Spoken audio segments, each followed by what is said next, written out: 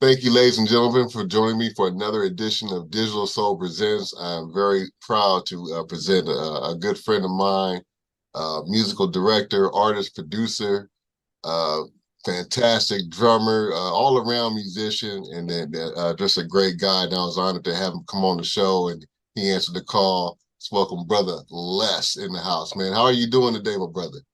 I'm doing good, bro, man. I always tell people when I get asked that question that I'm just in the spirit of gratefulness. So I'm grateful. I heard that, man. I heard that, man. So how's Yeah, everything going for you this week, man? Everything going all right? things are going great. I just got back. I was rocking with the NPG. We had a show a couple of days ago in Minneapolis, and I'm back in LA now, and just back in the lab. Cooking up some grease to put out to the world. Some more good food. The more To follow up the single, that was just released. So yeah. Yeah, let's talk about that, man, a little bit, man. This is your first output out of your whole career, correct? Your first, Very first. Yeah. and it's called Yeah. MC, man, and man, it's cooking, man. I love it. It's brand spanking new, so you guys go pick that up. Talk about finally doing this on your own, and then the fruition of the song and everything. Yeah. I mean, it was a long time coming. Definitely. I I can't even count. I mean, I've been writing forever. Yeah, And you know how it is, you're just sitting on a lot of stuff you created, and you get to a point where it's time to put the stuff out because it's no good if no one can hear it.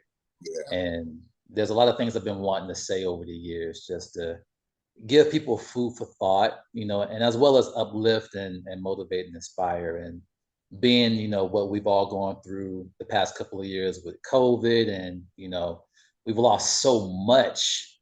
Um, I think now is there is no better time than now just to put your artwork out there, especially if you have something that could heal and inspire and lift people up.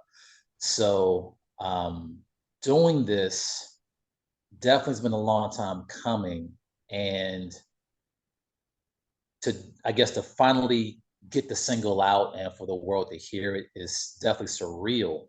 yeah. But it's a beautiful thing just to see people respond to it the way they have been, and I'm getting the response that I was hoping for, and that's just to uplift and motivate and inspire. You know, Yeah, yeah. yeah. To me, man, personally, man, I hear. I think I mentioned this to you prior to. I hear a little bit of mid '80s pop influence in the song. What was the influence musically? What for that song? That song, that's a tricky one because I'm trying to remember. I think the lyrics came first. Yeah, I'm very much a message person, so I let the message tell the music what to do.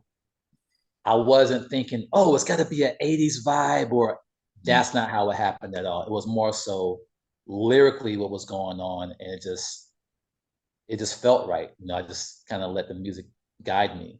So the lyrics first. drums the drums came in after that. I was like, okay, I hear the beat, and then everything else came in, the bass, and I do a lot of writing from the bass. So Ah, you know, I okay, shape everything around that most of the time. gotcha. Okay, interesting, man. I love it, man. And so with this new single, man, I know there's an album in the works. So when can we anticipate a new album? And do you have a title for that yet as well? Well, the album is Emerald City. That's the title track.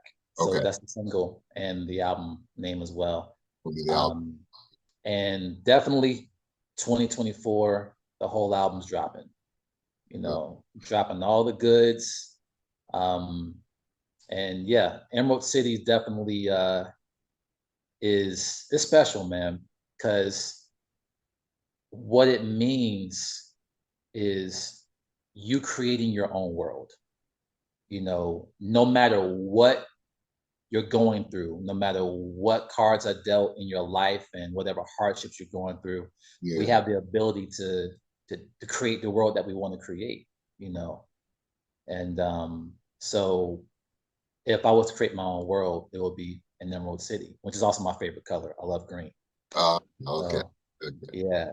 Yeah, Yeah. perfect. Very cool. You got a long history, man. I had a chance to take a peek into some of your work, man, and it's just endless, and I just don't even know where to begin to be truthfully honest. But where are you from originally? Originally born and raised South Carolina, Columbia, South Carolina. Okay, South Carolina. And then and when did you decide to come to LA?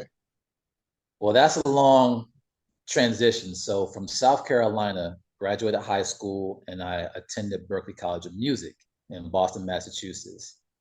I spent some time there and, was touring, traveling all over the place. And later on, I want to say around 2008, I moved to New York. Okay. And then I was bi-coastal between New York and LA for a little while. Mm. And 2019 was when I started to kind of make more of an effort to do more things in LA. And the pandemic happened, and I've been in LA ever since. Oh, okay. Yeah. What are some of your earliest memories as a child that's discovering music and then falling in love with music? Oh man, I remember so many things. I remember my god brother. He was in high school when he would babysit me, and he's also a drummer. So he would sit me in his lap and kind of just guide me around the drum set. And I remember my parents coming to pick me up, and they tried to grab the drumsticks from me, and I spazzed. And that's when they started paying attention. They said, "Okay, something might be going on here," because they're musicians as well. And my father plays piano and guitar and sings. My mother is a classical trained pianist, concert pianist, and a vocal coach. And so music's been all in the family. I have brothers that play, and I always tell people that music, I believe, chose me, and I just answered the call. Yeah, Um, you know, I don't think I ever wondered about doing anything else. Even as a baby, I just knew that this was it. I would sit in my bedroom, had a drum set in my bedroom, and I had headphones on, and I'm playing to Michael Jackson records. Pretending I'm on backstage behind, backing them up on tour. And yeah, so there's so many fond memories. I mean, playing the orchestras at an early age, timpani and xylophone. My parents definitely involved me in as many musical things as possible to make sure that I had a well-rounded musical education, yeah, you know. So playing in big bands, I was playing in nightclubs when I was 11, and playing Jimi Hendrix and Herbie Hancock and all kind of stuff. yeah, yeah. I Yeah. know drums is one of your main instruments, but you play a little bit of everything. When 'cause I saw you playing bass on occasion. I see you playing a little bit of this and this and that. By what age did you start getting into bass and that sort of thing? I didn't get into bass until college. Wow. Um, yeah, 2004, 2005, somewhere around there is when I took a huge interest in the instrument. Yeah. Uh, and later, guitar came into play, which is my love. I love guitar, Okay. Okay. and that's through my father because I grew up hearing him and my uncles play all the time. Mm. And they had a quartet group growing up called the Golden Echoes. Okay. And so as a little kid, I used to back them up, little tiny runt on the drum set trying to hang. But What I type of always they play? was that. What type of music or style that they have? Oh, they were a quartet group. Okay. Okay. Yeah, straight quartet. All Okay. my uncles play guitar, and everyone in my family sings. Mhm. You know, Wow. and so yeah, I love guitar, but yeah, I mean, my mother, she I won't say forced, but you had to play piano or at least learn the fundamentals of nothing else. Learn your basic theory. No matter what you played, if you want to play saxophone, if you want to play upright bass or whatever, she wanted to make sure that you had a good understanding of your basic theory on piano. So definitely had to, get some piano knowledge as Oh, well. Yeah, which helped me a lot when I got to college, to Berkeley. yeah, I You know, bet. Yeah. because I didn't care as a kid. I just wanted to play. Yeah. But I didn't see the value in it until I got to Berkeley, and I said, "Oh, I get it now." You know. Yeah. Yeah, absolutely. Piano is one of the main instruments I think a lot of people use when songwriting. A lot of songs they basically start there, especially for melodies and things like that. So Yeah. yeah, Yeah. I've had the honor of seeing you several times play, and you play your ass off, drumming, number one.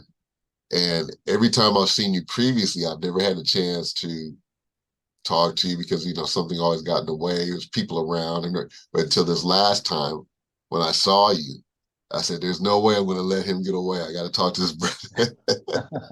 Because every time I saw you, I immediately thought about John Blackwell. I didn't make the connection until this last time. But every time I saw you, I said, wow, because he was one of I'm also percussionist and drummer myself, but he's one of my favorite players, Yeah. such a powerhouse.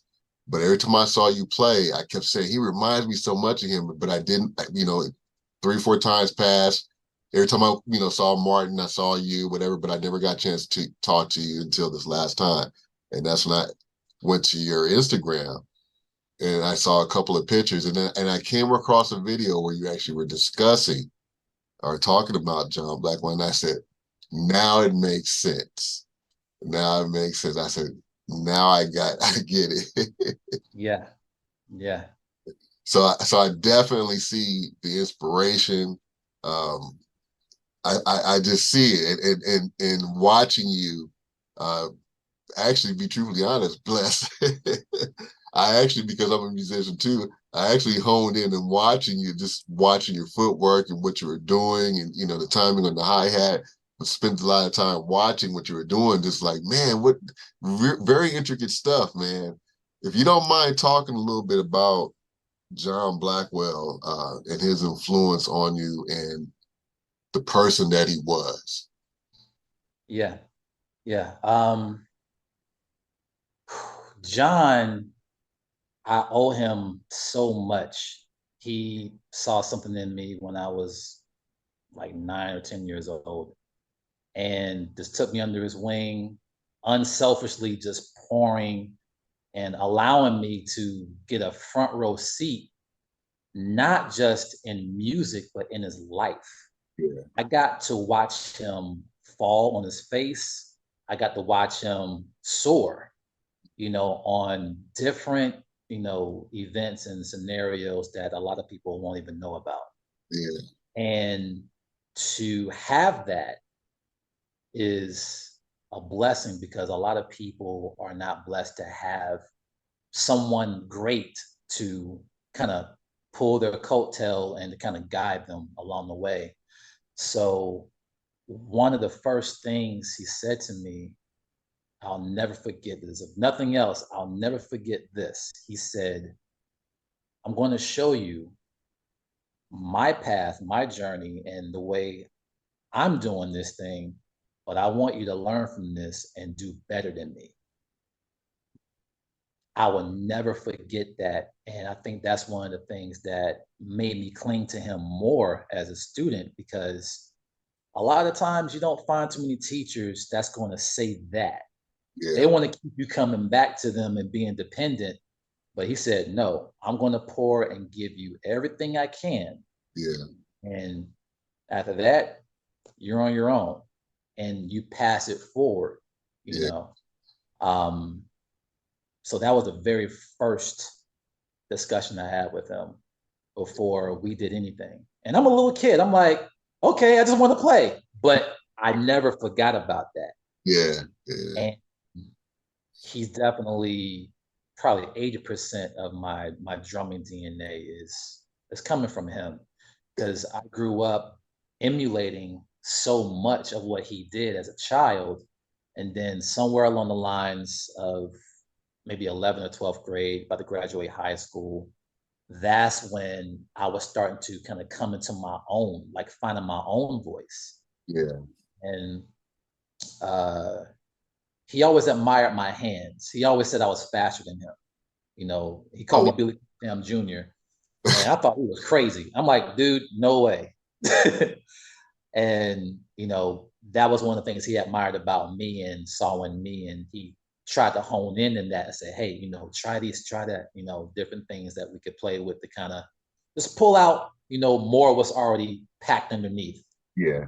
Yeah. And we also went to the same high school, about 10 years apart, Mm-hmm. but he went to the high school that I was zoned to go to. Wow. Okay. And my second cousin was also his high school band director as well as mine. Okay. So there's a connection there, even with the family. Yeah. Um, but yeah, I've watched him transition from so many artists. I watched him when he was a Cameo.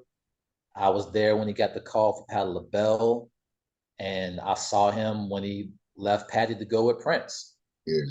You know, and he would always share, you know, stories that he probably wouldn't tell most people, Yeah. and but that he trusted me with, and it became just a big brother little brother situation. Yeah.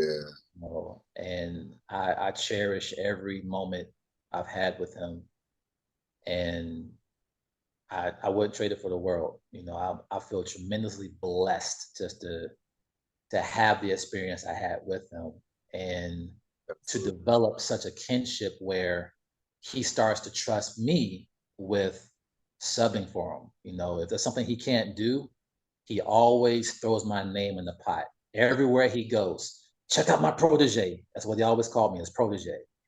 And, you know, so I made sure that uh, I always talked about him before, but definitely I made a promise that after his passing that I'm going to do the best I can to say his name, to Yeah. represent him everywhere I go because I owe him so much. I wouldn't Prince wouldn't know who I was, or Larry Graham wouldn't know who I am if it wasn't for him. Yeah. You know, he's the one that put my name in the pot and said, hey, check this kid out. You know, if I can't do it, call him, you Yeah. know. And that alone just opened up so many doors because Larry Graham is my first everything in the industry. I started with him, Yeah. you Yeah. know, and so I and Larry Graham and I are still tight till this day. He's like a second uncle, you know.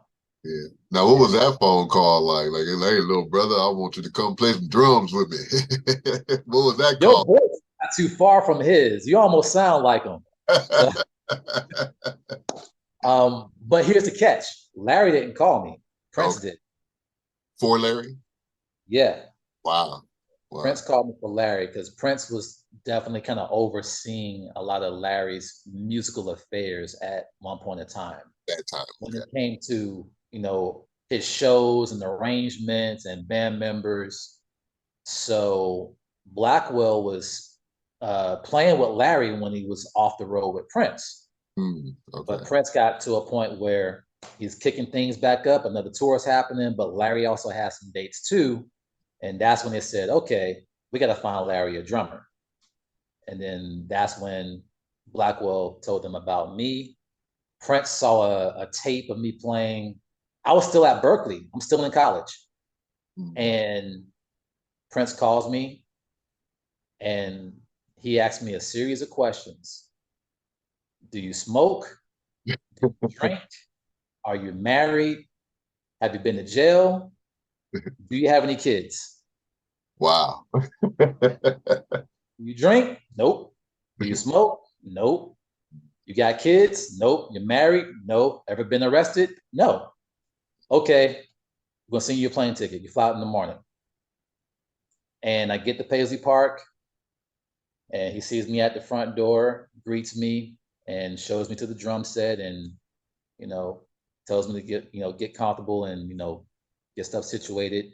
He comes back in the room, and we start jamming. He's playing the bass, and after a while, Larry comes in the room. He throws Larry the bass, and we're jamming. We're rocking, funking, playing some James Brown, Jimi Hendrix, some Sly stuff, some Prince songs, some GCS songs. We're just having a good time. They give me a solo to see if I can hang, see if I can hold my own. And they was like, dude, you're Larry's new drummer. You got the gig. And I it didn't quite hit me till later. Because I knew who Larry Graham was. Yeah. I know Sly's music, but I'm not starstruck that easily. And but after a while, you start looking back on things and you're like, wait a minute. I just played with Larry Graham and Prince at the same time. Right. Not just playing with Prince, not just playing with Larry. I had them both in the same room and we're rocking. I'm like 18, 19 years old. Yeah. So at that time you were going through that, your heart wasn't doing it. You just playing. Huh? I was just playing and having fun. And here's the catch. When Prince called, he didn't say audition. He said jam. Do you want to come to Paisley and jam? So in his mind, he's checking you out. Mhm. So he's auditioning you, but he's telling you jam so that you can come in comfortable and be yourself. You don't have to walk on eggshells. And so I believe that might have been part of it. And I never really had to audition for too much before. A lot of what I've done has been word of mouth. Someone saw me somewhere or recommendations. So when he said jam, I'm like, oh, cool, let's go. Yeah. Yeah. And yeah, so I think that kind of kept things on the even kill. You Very. know, Mm. yeah, Yeah, I don't know, man. I don't know if I could have survived that. Like my heart probably Prince and yeah, Larry. yeah, Yeah, yeah. Because I mean, to me, I just see them as they're still people, they're still human beings, absolutely. Absolutely. And if you go in with any other mindset, you may not be able to perform your best. Yeah. And they don't want to be around anyone that's starstruck. Yeah. It's like at the end of the day, we're there to do a job, but we're doing what we love to do at the same time. But you can't be coming up to them, oh my gosh, I can't believe I'm playing. You can't do that. It's like at some point, it's like, okay, you know what? You're a human being, I'm a human being, and we're creating something beautiful together. Yeah. Now, yeah, you're amazing, and it's an honor and blessing, but at some point it's like, okay, let's get to work, let's get to business. Let's get this job done, right? Yeah. That's very cool. Is there anyone that you haven't worked with yet that you would like to collab with in the future? 100%. Lenny Kravitz. Lenny Kravitz. Yeah. Lenny Kravitz, far as who's alive, Yeah. he's one of my favorite all-time musicians that's still here that I would love to work with, as Yeah. well as Stokely from Mint Condition. Dope. Yeah. Condition is my all-time favorite band forever. I stand by it. It's going to go down in history. It's just Mint Condition is it. Yeah. But Stokely is very influential musically in so many ways as well, because he's a drummer first, Yeah. Yeah. which a lot of people don't know unless you're like you and I. Yeah, man. Um, Yeah, he can kill some. but yeah, he's an amazing singer, drummer, producer, arranger. He's also a ridiculous bass player, which many people don't know about. He's a monster on bass. Yeah. But yeah, those definitely. Lenny Kravitz, Stokely from Mint Condition, and if I get a chance, Sade. Sade, yeah. Yeah, I would love to work with her at some point. What's your favorite Mint Condition album? Ooh, yeah, that's a dangerous question. Yeah, man, 'cause uh, they a group too, so but I got it down to two, man. But it's hard because I was like, I got to ask him this too, man. I mean, the two classic ones that everyone's going to say, and that's Definition of a Band Man, and Mint Factory. yeah, Those are the top two classic ones that everyone. But I love Luxury Brown. I love Life's Aquarium. I love all the albums. mention, So top two. I mean, even Meant to Be Mint, their yeah, first record. yeah, That's great. absolutely. Uh, I'm gonna say Definition of a Band is definitely in the top two. If I had to pick a top two, that's in there. The second one,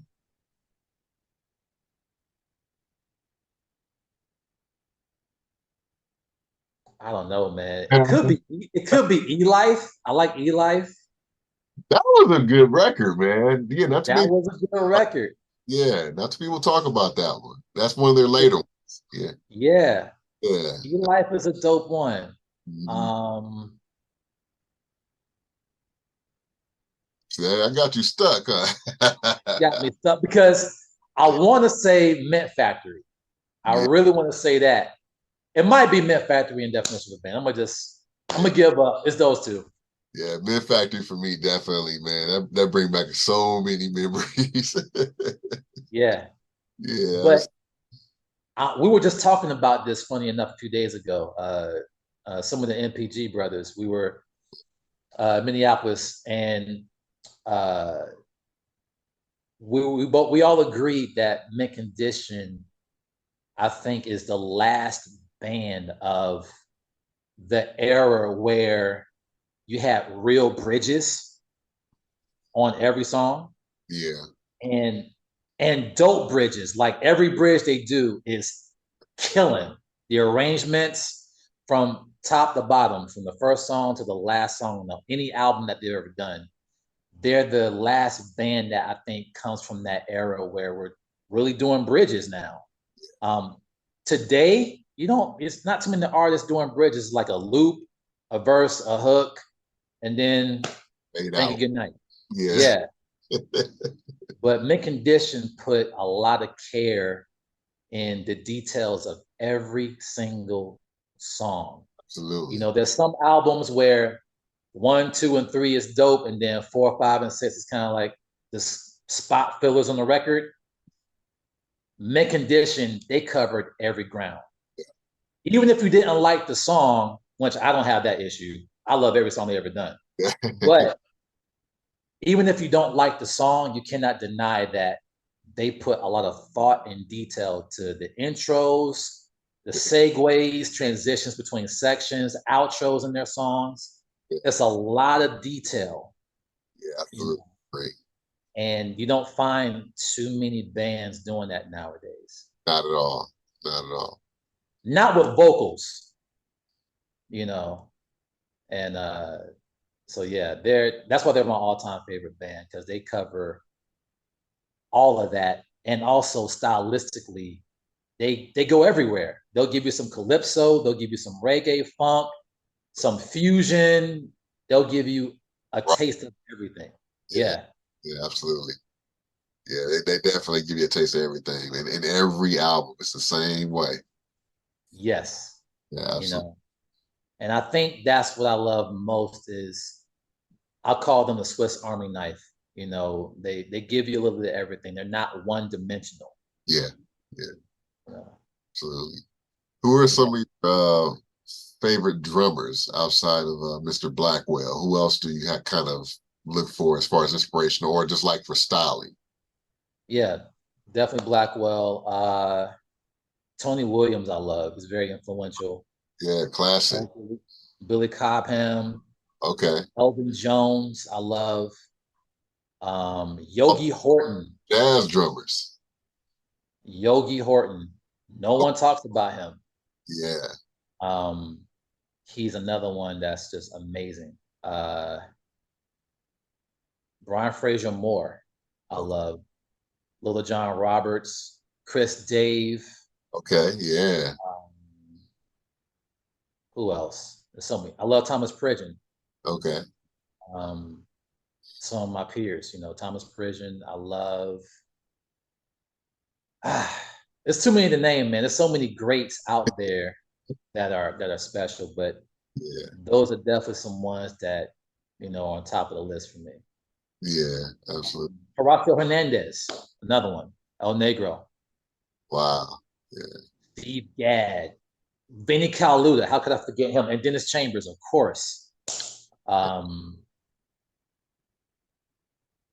man, there's so many guys. Greg Bissonette is Yeah. another one. I can go on and on. Yeah, it's hard to narrow it down to a small box, man. So many different styles and variations, and so many talented drummers Yeah, in the world. Yeah, so many, yeah, and you have had the opportunity, starting with Larry Graham, you've played with a fantastic roster of people, very, very many talents. I heard you say earlier in the conversation that you didn't really have to audition much in a lot of cases. So a lot of times, people talked about you. The buzz got you around to different people: Anita Baker, Patti LaBelle, Syleena Johnson. Talk a little bit about going into playing with these artists and finding your niche in with that artist and finding their and gelling with their sound. And in a lot of cases, you were the musical director. So talk a little bit about making sure they're happy with what you're doing, and then you're happy with what the band is doing. Talk a little bit about that with each individual artist that you perform with. it's case by case. It's different for each artist because, like with Syleena, how did that start? I was working with another great artist, a dear friend of mine named Angela Johnson, and she's signed to a label called Purpose Music. Okay, And Russell Johnson, was also her husband and manager, connected me with Syleena's management because they needed a band. okay, And we were doing, it's supposed to be a one-off show in New York, in Manhattan. And when I heard her music, I said, "Oh no, we gotta put a stamp on this." yeah, And I wanted to make sure that we blew that show out the park. And I arranged it. I didn't let her hear anything. I didn't speak to her at all in oh the wow, beginning. wow, Yeah, I just spoke to her manager, okay, and we spoke. They sent me the music. We coordinated rehearsals. We had two rehearsals, and the first rehearsal was a band rehearsal. Made sure everybody was on top of things and showed them the arrangements, did the whole intro, outro, the whole thing. Made it a show. okay, And so Syleena is not expecting any of this. So she's coming in to the rehearsal just, okay, we're gonna run the songs down and thank you, good night. So when she walked in, I said, hey, check this out. Here's an intro that I created. If you like it, cool. If you don't like it, we don't have to do it. We can do something else if you have any other thoughts or ideas. She said, okay, cool. Play the intro down, and she loved it. And after that, we did the show. It was a successful show.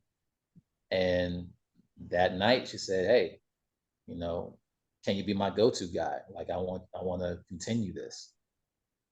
No problem. I want to continue it as well because she's definitely one of my favorite voices to work with.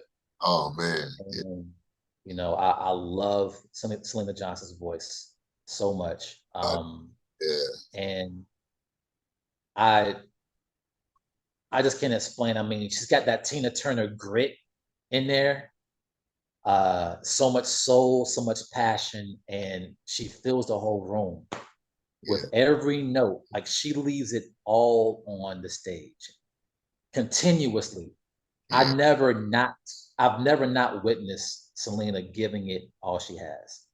And I love playing behind artists like that, that Yeah. just give it all they got, because then we're going to play harder, you know, and especially if we know that if we light some fire under you and you can hang, we're going to keep lighting that sucker up. And Tough, yeah. she, yeah, it just keeps going higher and higher.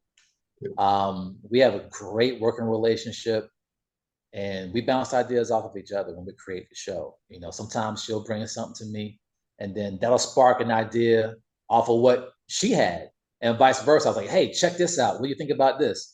And then she'll say, "Oh, that's dope. We can do this with that," and you know, we just kind of bounce off each other. And that's one of my favorite things in MDing for an artist is working with an artist that has a vision. She's a visionary, so she knows what she wants her audience to get in the show. And I love that, because there's been times where I work with artists and they're looking at me like, what you got? And I can create anything. I can like, yo, I can do this, I can do that, but it means more if the artist already has some sort of a vision for the performance. Yeah. Yeah. And it's beautiful that way, where you can just kind of create together. Um, so yeah, I mean, every artist is different. You know, the way I work with Syleena is not how I work with everyone else, because everyone's music is different, and everyone's perspective on how they want the show to look and sound is different. So I never approach one artist the same way. Yeah. Yeah. You know, so they're all unique and they're all special in their own right, you know, creatively. Yeah. So it sounds like Syleena Johnson is probably the most easiest or one of the easier people to work with because she kind of already has an idea what she wants to do.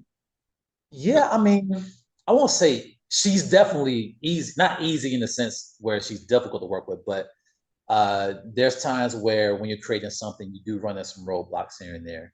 Yeah. Uh, you know, you're trying to figure out, you know what? I like this, but I don't know if it works for this. You know, so it depends. I don't think I've had a hard time with any of the artists I work with. You know, most of the artists I've worked with have been pretty easygoing, you Yeah. know. And I think a lot of that has to do with me taking the time to try to understand them. You know, I try to see where they're coming from. I try to study them and learn their personality, Yeah. because that's important, you know, and when working with people. Because again, no one artist is the same, Yeah. you know, so you can't treat them the same. You have to kind of learn what makes them tick, learn who are their influences, you know, creatively, where do they come from? What's their background?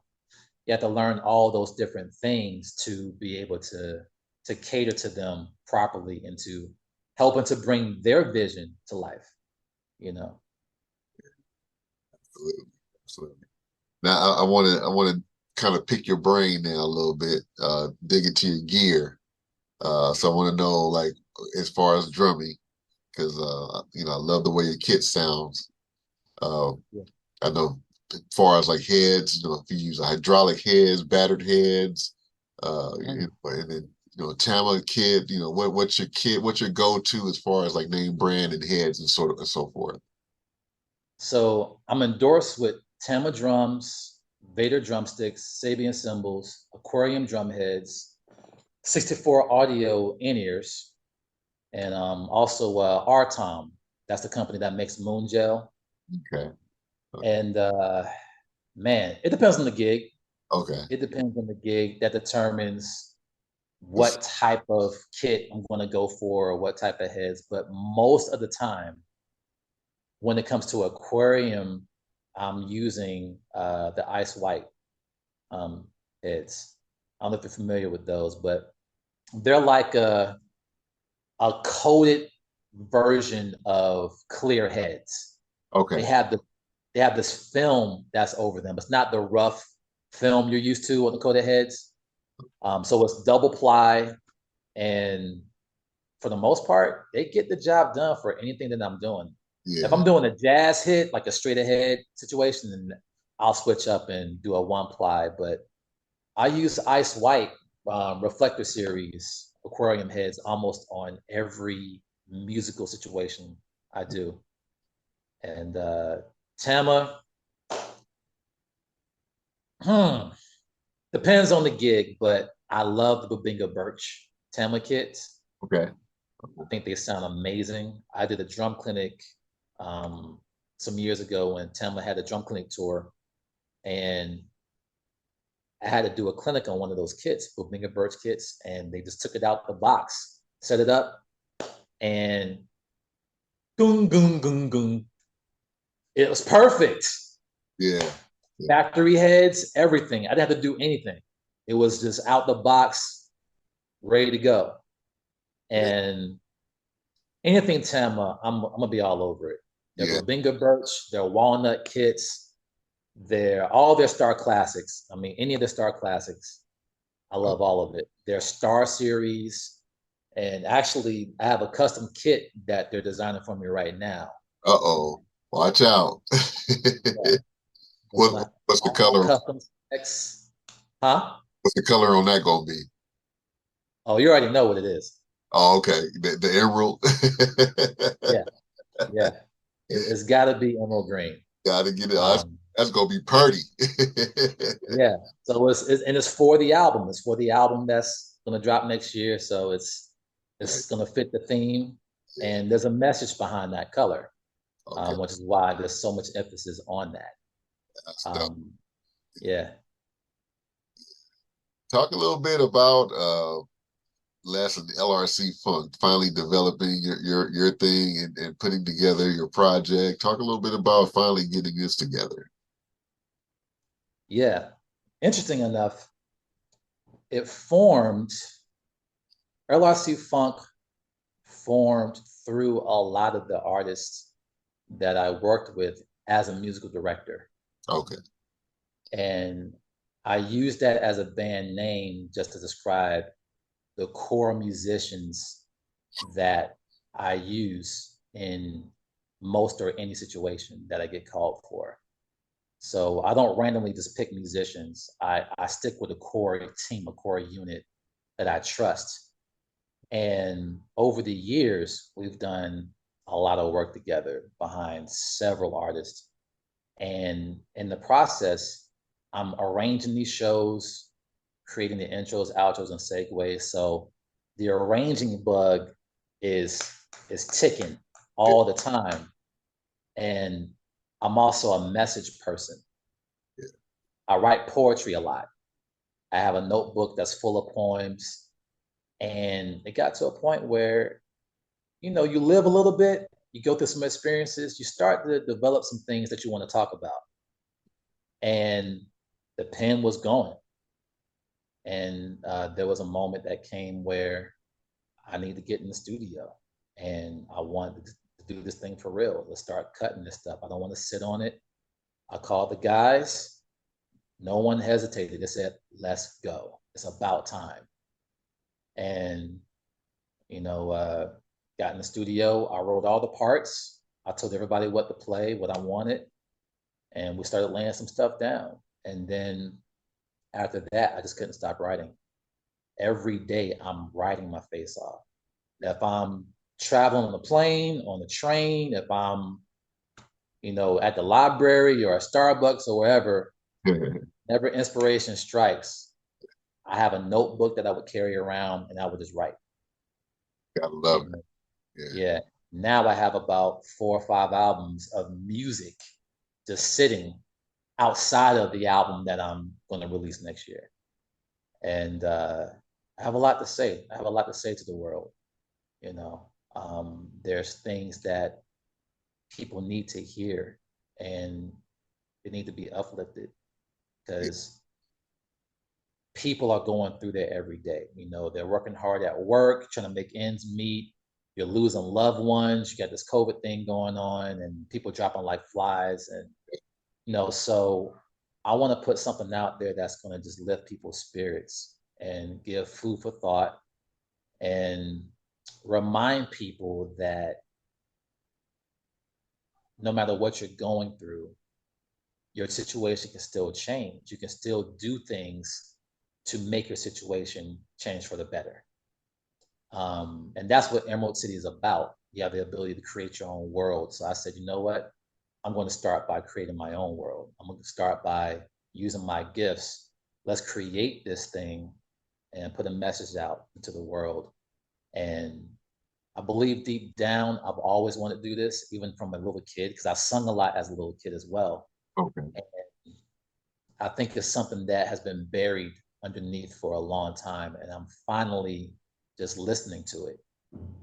And, you know, I think I didn't listen to it until I had something to talk about. Before it was just a bunch of songs and arrangements with Right. no lyrics, just the instrumentation. And once the words started coming, and it was like, okay, people need to hear this because I know someone's going through either something similar or worse than what I'm going through. And I know this can Yeah. lift them up, lift their spirits, and Yeah. you know. So yeah, Once you started writing, you couldn't stop either. So that you were could just not stop. that's Yeah, man, yeah, could not stop. But eventually, I had to put a pause in the writing. A buddy of mine sat me down and said, "Les, it's cool to write, but you got to finish this other stuff you started. You can't be writing all this new stuff and not finish the stuff you started." So I had to kind of get a talking to, and I'm glad I got that. And I know that, but it helps to hear it because sometimes you need someone to kind of put you in check a little bit and keep you on course. your focus. Yeah. Yeah, That's why it's good to tell people that you trust your vision, so they see you kind of lead off that path. They can say, no, no, you said you was gonna do this, so come back, yeah, yeah, come back to earth. Yeah, yeah. And it's crazy because going back to your question, I just remembered my brother. He's the one that kind of sparked the LRC Funk name. He will always call me that. is that right? And Yeah. yeah, I'll call him on the phone, like, hey man, what's going on? Yo, what's up, LRC Funk? And he will always call me that. And it kind of stuck over the years. So then when it came time to have a band name or artist name, I was like, this is it. Because LRC is my initials. Yeah, yeah. And funk, he always relates to me when it comes to funk. He thinks about me every time he hears something that's funky. He got to be pretty proud that you use that name. That's awesome. Yeah, yeah, And you yeah, had the privilege, the honor of working with the original NPG, yeah. um, which is out of this world, man. If you don't mind talking a little bit about your experience of going into that and playing with them, those brothers are bad. Yeah, I'll call them all big brothers. Morris Hayes is, he's the one steering the ship, with everything that we're doing now with NPG. And, it was his idea to kind of keep this thing going in honor of Prince. So I remember seeing Morris Hayes when I was a little kid. I used to watch him all the time, and especially when Blackwell was working with Prince, then I got a closer view. And Mike Scott, one of my all-time favorite guitar players in the world. You know, uh, you got Chance Howard from the time, who was also an NPG member. You got Rhonda Smith. You got Sonny Thompson. I mean, the NPG family is huge. Yeah, If you look at all the records yeah, from after the revolution till Prince's passing. yeah. And so it's a blessing to be able to play this music and to do it with guys that I always admired, and look up to. And they also have a mutual respect for me. They respect me enough and trust me to rock. And some of them saw me when I was coming in. I was a little runt, hanging out at Paisley, watching them rehearse. They remember. Yeah, and I had to watch Blackwell, play his parts because I had to learn them in case I had to step in for anything. Um, so Yeah, man, it's a joy and a blessing to be able to share the stage, with those guys. And um, it's not everyone, because I mean the family's too big. So, but the core unit that has been rocking is Sonny Thompson on bass, Levi on guitar, and if Levi's not there, we got Mike Scott. We also have Homer Odell from the Condition. He comes in and he holds it down as well. You got Josh Dunham, who also played bass with Prince after Rhonda Smith. You have who else? There's so many people. I'm trying to remember everybody. You Yeah. got Kurt Johnson, of course. You got Michael Bland. Uh, you got Cora Coleman. You Came in and got dates with you guys too, right? was that Stokely come in and do some dates with you guys during that period. no Stokey hasn't done anything with us. I think he's filled in on the Revolution stuff. Revolution. Okay. Okay. At least Wendy and them. I think he's come in on occasion. Got it. Okay. Okay. With the MPG is Mackenzie Green, Okay. who's also out here in LA. Okay. And yeah, they found him, and he's a blessing. He's a phenomenal talent, and he has a beautiful way of paying respect to the music while still being himself, being his authentic self, which is very important. We don't, nobody wants a Prince impersonator, you know, Exactly. Yeah. but he has a way of authentically being himself, being respectful to the music, and killing it. He's another vocalist that just brings it 100% every time, Yeah. you know. But it's a joy, man, and it's a joy for him. He has no issues, showing, how happy he is and how much he enjoys, rocking with the crew as well. So we're all grateful, man. And that's why I started this interview off with saying I'm grateful, because there are so many things that could be different. You know what I mean? And to still be here and to be part of a legacy that is, you know, going down in history, is it's a blessing to be part of that. And still building on that legacy, man, and enjoying what you do, man, is very important, man. So it never feels like work. Yeah, Yeah, 100%. yeah, And if absolutely. it and if it does feel like work, there's no other work you'd rather do. You Yeah, know what I mean? fun doing it, right? Exactly. Because there are moments where it does feel like work, but Yeah, there's nowhere else you'd rather be. This yeah, is it, you yeah. know? Yeah, it definitely pulls at your heartstrings, man. Music is universal, but for musicians, it's another. It means much more than to the average listener. To me, to be a Yeah. musician, it's much deeper. There's a connection, especially with among other musicians. Yeah. Yeah. Oh, and I can't forget Tony M. Oh, Tony Mosley, yeah, Tony Mosley, he's that deep voice you hear on all the rap verses with the MPG, and he also doubles on guitar, covers some guitar parts, and doing background vocals. I cannot forget Tony, man. He's another big brother, man. That just he gives it. He gives his all. yeah, You know, absolutely. yeah. He's a straight shooter. He's a real one. That's a real G. Yeah. Yeah, Yeah, I definitely got to reach out to him sometime soon, man, for sure. Yeah. yeah. If you had to be stuck with three Prince albums, like just you could only choose three, what would be the three that you would choose? Definitely musicology. Okay. No Okay. question about musicology. I love the Rainbow Children record that no one talks about that. Dope record. I love Rainbow Children. Those are two.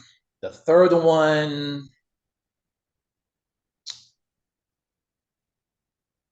it's a toss up between Sign of the Times Love Sexy, and I don't know, man. I got you again. Yeah, because I love New Power Soul. I love that album. Oh, okay, okay, okay. Uh, So it that's sounds the one. the albums you're picking, they're like around the late '90s and the early 2000s era. So I'm Yeah, seeing where you're falling with the Prince connection there. yeah, yeah. Musicology is one of those records. Both of them, Rainbow Children and Musicology, both I love from top to bottom. Yeah, yeah, Um, that's why I picked those records. yeah, I love them from beginning to end. But I love Sign of the Times. I can't lie. I love that album. I love Prince's first record. That's Yeah, you got me on that one. The third one's gonna have to be a gonna be a I talk. that's a hard one. Yeah, it's hard to narrow. You probably can narrow down five, but it's hard to narrow down three. But yeah, but so many great albums, man, and then different people got on to Prince at different time frames of his career. So I kind of know Yeah, you said the late '90s, early 2000s, so I kind of wanted to see where you failed with the favorites. I said, okay, Music but College, New Power Soul around that era. but okay. The Batman soundtrack. I love all of that Really? he did. Okay, Yeah. okay. So that's why it's tough, man, because he's done so much. Yeah, yeah, I mean, Graffiti Bridge. yeah, Yeah. yeah. That third one, I gotta get back to you on that one. Yeah, yeah, it's a hard one. Yeah. Definitely. But yeah, it's something that I like to ask my viewers, and then also some of my listeners too. Sometimes I'll throw that out at them, try to figure out where they fall in on the Prince train there. Yeah. Diamonds and Pearls. Yeah, That's You can't deny that one. That's another great one. yeah, yeah. That would be in my top five. If I had five, Diamonds and Pearls would be in the top five for Really? sure. Okay, okay. Yeah. What's the favorite song off of that one? Diamonds and Pearls. The Yeah, soundtrack. that's a fave. We actually covered that in Selena's show. We played Diamonds and Pearls. Syleena did that? Yeah, yeah. We do it in her live show. Wow, And she kills it. She kills it. man, I can Yeah. imagine. Yeah, that Yeah. girl bad, man. And those that Yeah. don't know Syleena Johnson, also check out her pop, Seal Johnson. He's a legend, soul legend. 100%. As a matter of fact, she just released a single um, for the new album that is going to be released. The single's called Monsters in the Closet. And the album is called Legacy. And the whole album is paying homage to her father. So every song, there's a piece of her father in each song, but it's flipped. But I don't want to give the whole thing away. But Okay, uh, all I'm going to say is, look out for if it. you're watching this interview right now, get Syleena Johnson's new album, Legacy, when it comes out. I'm definitely Right. gonna. Yeah. But right now, you can get Monsters in the Closet. So definitely get that. Okay, And check out her video. It's amazing. for sure, for sure. You guys heard it here, man. Check all that out. It's dope. Yeah. That girl is And fire. yeah, man. I also want to shout out another artist that I don't want to forget. Her name is Wayna. She has some new music out as well. She's an artist out of DC that I've been also working closely with. And she's another amazing talent, amazing voice, great songwriter. She used to sing for Stevie Wonder, singing backgrounds. And I mean, check out her music as well. Does she Definitely. played a single out title? Yeah. She has a couple, well, it's two. Um, there's two things I want to reference regarding her. She did a song called "Good on Paper," Okay. and last year, but her latest release is called "I Won't Answer," Okay. and there's a video for that on YouTube. That's amazing, and it's all over all the platforms, iTunes and Spotify. So you can definitely download it and stream it. Definitely get that. I Won't Answer, and she's telling a part of her story in that song. And Awesome. yeah, Awesome. For yeah, sure. Wayna. Wayna from DC. For sure. Yeah, On that, everyone. Definitely. We looking forward to that as well. yeah, man. Yeah. But thank you, Les, man. I appreciate it, man. And then also filling this in on all the new talent that you've been working with and currently working with as well. And then, also talking about Syleena's project, the Les and the LRC project, and, all the time you spent with all the amazing artists that you work with. And if you don't mind, before we depart, if you can go ahead and just share any Instagram, Facebook, any channels or tags that you can go ahead and provide for people to go ahead and reach you or find your music as well. Definitely. My Instagram is les.is.lrc.funk. That's my Instagram. les.is.lrc.funk. You can also find some content on YouTube at Les and LRC Funk, which is the band name. Uh, look out for all content there, and the website is on the way, so I'll keep you posted on that. But yeah, new albums dropping next year. Be on the lookout. Les and LRC Funk, Emerald City, and be ready for some shows to come your way as well. Awesome. You heard that, ladies and gentlemen. Look out for Emerald City, the new album coming early 2024, right? Yeah, early 2024, and the single is out now, so you can Uh, download the single now. It's all over the platform: Spotify, Tidal, Amazon Music, Apple Music. Is everywhere. yeah, it's a great cut. Please get it and download it, buy it, stream it, just play it, get to it. It's a great cut. And we also looking forward to your Emerald drum kit when that gets ready, man. Oh yeah, yeah. I'll send you a picture once it comes in. Yeah, I'll be looking forward to that. I know it's gonna be shiny and pretty, man. And you got to wear your seatbelt for this one. Yeah, for sure. Well, Les, my brother, I thank you so much for stopping through Digital Soul Presents, man. I'm honored to have you stop by. Thank you so much. Please don't make it the last time. I hope we see you soon and talk with you soon. Man, I'll come back anytime, man. It's a joy to have you here to talk to, and thank you just for blessing me to be able to be on your platform. Absolutely. Thank you, brother. Appreciate it.